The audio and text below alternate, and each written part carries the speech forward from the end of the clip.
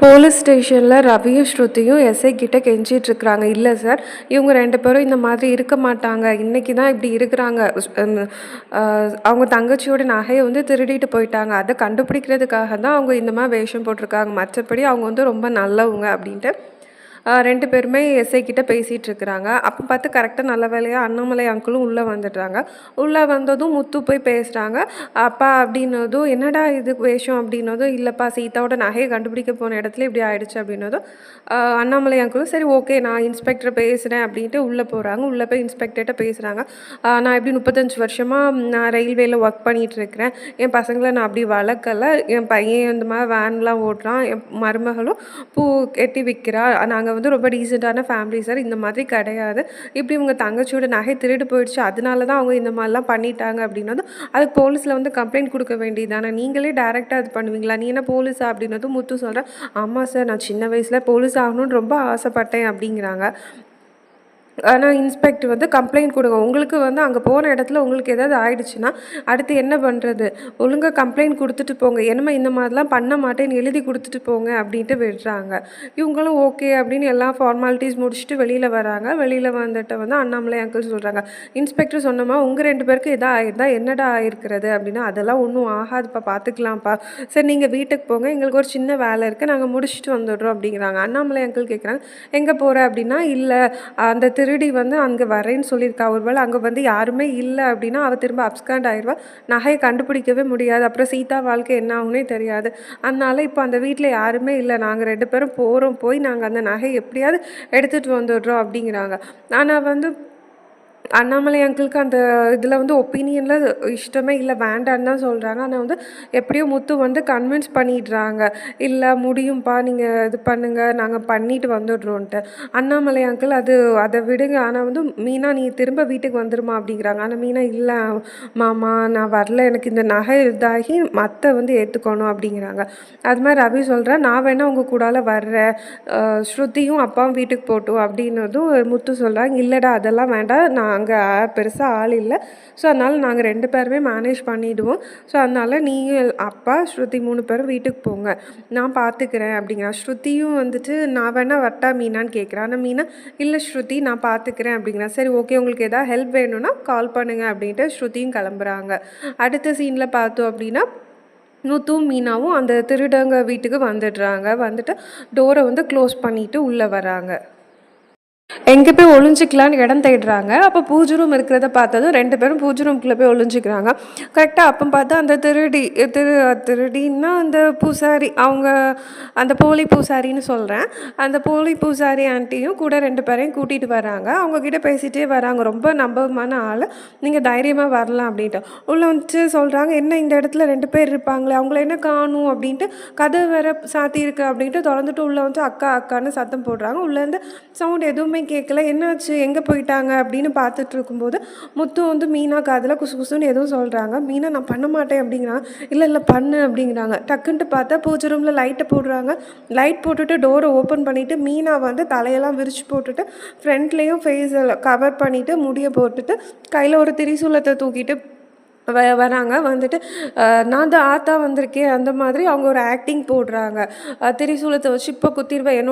நீ என்ன போலி சாமியாரை நடித்து என் மேலே இருக்கக்கூடிய பக்தர்களை நீ வந்து என்ன ஏமாற்றிட்டு இருக்கிறே" அப்படின்ட்டு பயங்கரமாக அவங்க வந்து ஆக்ட் பண்ணிகிட்டு இருக்கும்போது முத்து அப்படியே தலையில் ஒரு முக்காடை போட்டுட்டு முத்துவும் உள்ளே வராங்க. வந்துட்டு, "ஆத்தா" அப்படின்ட்டு காலை தொட்டு கும்பிடுறாங்க. "தொட்டு கும்பிடுங்க, தொட்டு கும்பிடுன்னு" பக்கத்தில் இருக்கவங்ககிட்டயும் சொல்கிறாங்க. அவங்க 3 பேருமே தொட்டு கும்பிடுறாங்க. "அவகிட்ட இருக்கக்கூடிய நகையை வாங்கு" அப்படிங்கிறாங்க. ஓகேன்ட்டு நகையை வாங்குறாங்க. அதுக்கப்புறமா, "இவங்களெல்லாம் குத்தி கொல்லு" அப்படின்ட்டு மீனா வந்து "சரி ஆத்தா, இதோ குத்தி கொன்னுடுறேன்" அப்படின்ட்டு கத்தி எடுக்கிறாங்க. உடனே அவங்க எல்லாரும், அந்த லேடிஸ்லாம் வேண்டாம் வேண்டாம் வேண்டாங்கிறாங்க. உடனே முத்து சொல்கிறேன், "அதான் வேண்டான்னு சொல்கிறாங்க, லேடிஸாக வேற இருக்கிறாங்க. லேடிஸ்னால் இப்படி பொய் சொல்லி மற்றவங்களை ஏமாற்றி பழைக்கலாமா? குத்தி கொல்லு" அப்படின்னு கத்துறாங்க. சரி" அப்படிங்கிறாங்க. அதுக்கப்புறமா தான் அந்த நகையை வாங்குறாங்க. வாங்கிட்டு உள்ளே வந்து சீதாவோட தாலி செயின் இருக்கான்னு பார்க்குறாங்க. இருந்ததும் மீனா என்ன பண்ணுறாங்க, அந்த தாலி செயினை கையில் எடுத்து, "இதானே என்ன பக்தி, சீதாவோட தாலி செயின்" அப்படின்ட்டு அதை எடுத்து காணிக்கிறாங்க. இந்த லேடிக்கு வந்து, அந்த போலி சாமியாருக்கு வந்து ஒரு என்னது இதுன்ட்டு கொஞ்சம் சந்தேகமாக பார்க்குறாங்க. ஆனால் மற்ற 2 பேருமே என்னென்னா, ஆத்தாக்கு எவ்வளோ பவர்ஃபுல்லா பக்தியோட பேர்லாம் கூட தெரிஞ்சு வச்சுருக்கிறாங்கன்ட்டு கன்னத்தில் போட்டுக்கிறாங்க. டக்குன்ட்டு மீனா வந்து வேஷத்த கலைச்சிடுறாங்க. டக்குன்ட்டு அவங்க முடிய வந்து பின்னாடி எடுத்து போட்டுடுறாங்க. அதுமாதிரி முத்துவும் முக்காட எடுத்துடுறாங்க. இந்த லேடிக்கு பார்த்ததும் பயங்கர ஷாக் ஆயிடுது.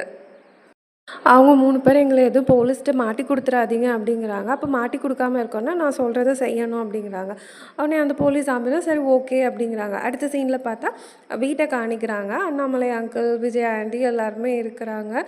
ஓகேன்ட்டு சாப்பிட போலாம் அப்படின்ட்டு ரவி வந்து கூப்பிடுறான். அண்ணாமலை அங்கிள் கொஞ்சம் வெயிட் பண்ணு. முத்துவும் மீனாவும் வந்துடுறேன்னு சொல்லியிருக்காங்க. அவங்களும் வந்துரட்டும் அப்படிங்கிறான். விஜயா சொல்றா, முத்து வரட்டும். மீனாலாம் இங்க வரக்கூடாது. அவ வந்தா உங்க உயிருக்கே ஆபத்து.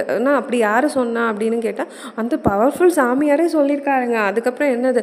ஸோ அதனால மீனாலாம் இங்க வரக்கூடாது. உடனே அண்ணாமலை அங்கிள் சொல்றாங்க, அவ எங்க இருந்தாலும் எல்லாருக்கும் நல்லது தான் நடக்கும் அப்படின்னது விஜயா ஆண்டி சொல்றாங்க. அப்படின்னா அவ அவங்க வீட்லயே இருக்கட்டும். இருந்தே நல்லதை நடத்திக்கட்டும் அப்படிங்கிறாங்க. கரெக்ட்டா அப்ப பார்த்து சீதாவோட அம்மா, தம்பி எல்லாரும் உள்ள வர்றாங்க. அண்ணாமலை அங்கிள் வாங்க என்ன இங்க அப்படின்னதும், இல்ல முத்து தான் ஃபோன் பண்ணி இங்க வர சொன்னான் அப்படின்னும் அண்ணாமலை அங்கிள் சொல்றாங்க. அப்போ நல்ல விஷயத்துக்காக தான் வர சொல்லியிருக்காங்க. உள்ள வாங்க அப்படின்ட்டு. கரெக்ட்டா அந்த டைம் பார்த்து முத்துவும் மீனாவும் உள்ள வந்துடுறாங்க. உள்ள வந்ததும் மீனாவ பார்த்ததும் விஜயா ஆண்டி போய் சத்தம் போடுறாங்க. நீ தானே கிளம்பி போன. மாமனாருக்கு எதுவும் ஆகக்கூடாதுன்ட்டு. இப்போ எதுக்கு நீ வந்த அப்படின்னதும், அத்தை நான் ஒன்றும் அதுக்காக போகல. ஒரு திருடி பேச்ச கேட்டுட்டுலாம் ஒன்றும் முடியாது.